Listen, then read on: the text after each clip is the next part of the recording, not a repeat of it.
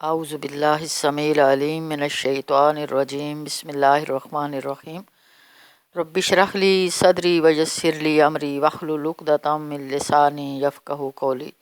سورۃ ابراہیم، آیات 52، پیراگراف 8۔ یہ مکی صورت ہے۔ پہلا پیراگراف تعارف قرآن اور مقصد نزول قرآن، دوسرا پیراگراف ایام اللہ اور تاریخ موسیٰ سے شکر و کفر اور جزا و سزا پر استدلال، تیسرا پیراگراف شکر و کفر کے درمیان کشمکش کی تاریخ، چوتھا پیراگراف کافروں کے اعمال کی تمثیل اور مکالمہ آخرت، پانچواں پیراگراف کلمہ طیبہ اور کلمہ خبیثہ کی مثال، چھٹا پیراگراف نعمت اللہ کا شکر ادا کرو ورنہ عذاب ہوگا، ساتواں پیراگراف تاریخ ابراہیمی سے شکر و توحید پر استدلال، آٹھواں پیراگراف اولو الالباب کو مناظر قیامت اور قرآن سے انذار۔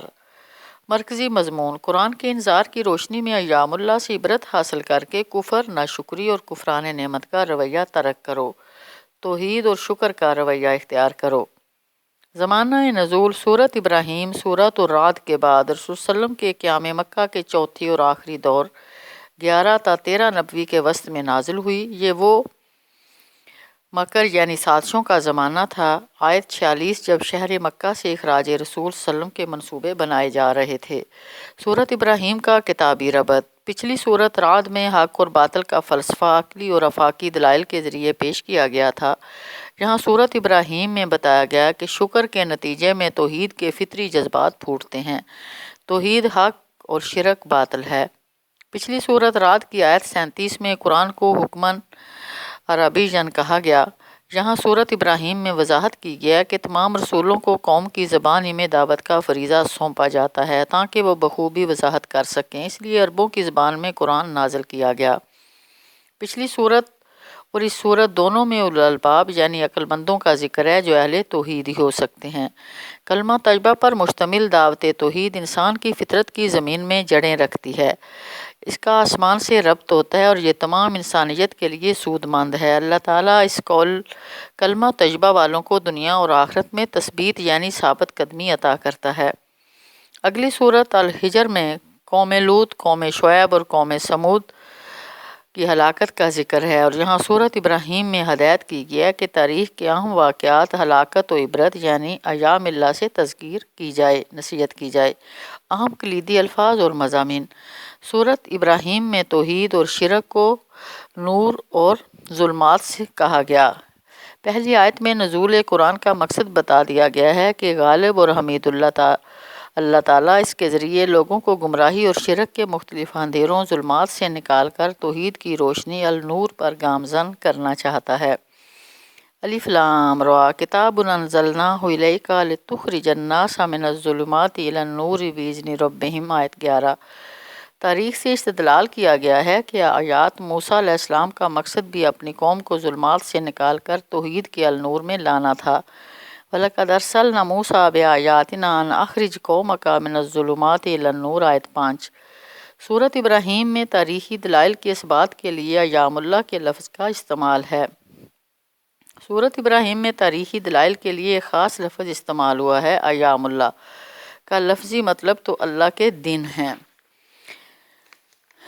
لیکن ان سے مراد تاریخ کے وہ مشہور دن ہیں جب قوموں کے عروج و زوال کا فیصلہ ہوا اور جب اللہ کے رسول کو جھٹلانے والوں کو صفحہ ہستی سے مٹا دیا گیا، جیسے یوم البدر 17 رمضان 2 ہجری کا دن جب 70 کے قریب کافر واصل جہنم کیے گئے جن میں ابو جہل بھی شامل تھا، یا پھر یوم عاشور یعنی 10 محرم کا دن جب فرعون و حامان کی فوجیں غرق کی گئیں اور بنی اسرائیل نے نجات پائی۔ ایام اللہ کا یہ لفظ سورۃ الجاثیہ کی آیت نمبر 14 میں بھی استعمال ہوا ہے۔ رسول اللہ صلی اللہ علیہ وسلم کو ہدایت کی گئی کہ وہ مشرکین مکہ کو تاریخی دلائل سے اللہ تعالیٰ کے قانون و جزا اور سزا سمجھائیں۔ صابر و شاکر عقل مند لوگ ان آیات و دلائل سے سبق حاصل کر لیتے ہیں، بے صبری اور بیوقوف لوگ ان واقعات سے عبرت حاصل نہیں کرتے۔ وَذَكِّرْهُمْ بِأَيَامِ اللَّهِ إِنَّ فِي ذَلِكَ لَآيَاتٍ لِكُلِّ صَبَّارٍ شَكُورٍ، آیت 5۔ حضرت ابراہیم علیہ السلام نعمت اللہ کے استعمال کی معنویت: سورۃ ابراہیم میں نعمت اللہ کا لفظ بھی بڑا اہم اور کلیدی ہے۔ بنی اسرائیل ایک ناشکری اور احسان فراموش قوم تھی۔ ان کے رسول حضرت موسیٰ علیہ السلام نے اللہ کی نعمتوں کو یاد رکھنے کی ہدایت کی تھی۔ اللہ تعالیٰ نے انہیں آل فرعون کے ظلم و ستم سے نجات دی تھی۔ فرعون ان کے لڑکوں کو قتل کر دیا کرتا تھا، لیکن نجات کے بعد بنی اسرائیل پھر شرک اور نافرمانی میں مبتلا ہو گئے۔ وَإِذْ قَالَ مُوسَىٰ لِقَوْمِهِ اذْكُرُوا نِعْمَتَ اللَّهِ عَلَيْكُمْ إِذْ أَنجَاكُم مِّنْ آلِ فِرْعَوْنَ آیت 6۔ مشرکین مکہ کو غور و فکر کی دعوت دے گی کہ وہ تاریخ سے عبرت حاصل کریں۔ اللہ کی نعمتوں کا شکر ادا نہ کرنے والے، ناشکر، احسان فراموش اور نمک حرام قائد لیڈر اپنی قوم کو ہلاکت کے گھر یعنی دوزخ میں اتار دیتے ہیں۔ الم تر الی الذین بدلوا نعمت اللہ کفرا واحلوا قومہم دار البوار آیت 28۔ اللہ تعالیٰ نے انسان کو غور و فکر کی دعوت دی کہ اس نے ضرورت کی تمام چیزوں سے اس دنیا کو آراستہ کیا ہے۔ اس کی نعمتیں بے حد و حساب ہیں۔ انسان اگر گننا چاہے بھی تو اللہ کی نعمتوں کا شمار نہیں کر سکتا۔ یقیناً انسان بہت بڑا حق تلف اور ناشکرا ہے۔ وہ خالق کی بجائے مخلوق کی عبادت اور پیروی کر کے نمک حرامی کے جرم کا ارتکاب کرتا ہے، توحید کے بجائے شرک اختیار کرتا ہے جو ظلم عظیم ہے۔ وَآتَاكُم مِّن كُلِّ مَا سَأَلْتُمُوهُ وَإِن تَعُدُّوا نِعْمَتَ اللَّهِ لَا تُحْصُوهَا إِنَّ الْإِنسَانَ لَظَلُومٌ كَفَّارٌ آیت 34۔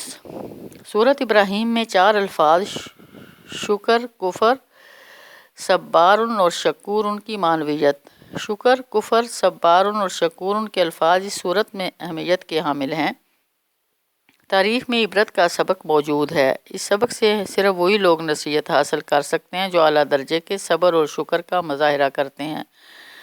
وَذَكِّرْهُمْ بِأَيَامِ اللَّهِ إِنَّ فِي ذَلِكَ لَآيَاتٍ لِكُلِّ صَبَّارٍ شَكُورٍ آیت 5۔ اللہ تعالیٰ نے اپنی مشروط پیشکش سے تمام انسانوں کو آگاہ کر دیا ہے کہ اگر لوگ اللہ تعالیٰ کی نعمتوں پر شکر کریں گے تو وہ انہیں بڑھائے گا، اور اگر ناشکری کا مظاہرہ کریں تو اس کا عذاب بھی بہت شدید ہوگا۔ وَإِذْ تَعَذَّنَ رَبُّكُمْ لَئِن شَكَرْتُمْ لَأَزِيدَنَّكُمْ وَلَئِن كَفَرْتُمْ إِنَّ عَذَابِي لَشَدِيدٌ آیت 7۔